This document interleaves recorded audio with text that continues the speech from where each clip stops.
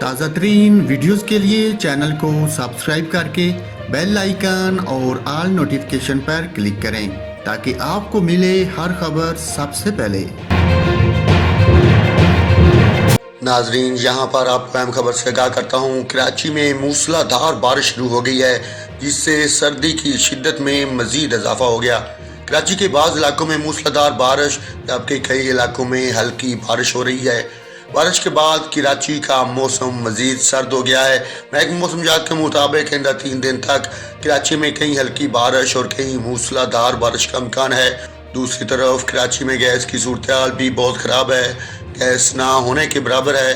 Gas کی نہ ہونے سے لوگ گھروں میں کھانا نہیں پکا پا رہے، جس سے لوگ کھانا ہوٹلوں سے خریدنے پر مجبور ہیں۔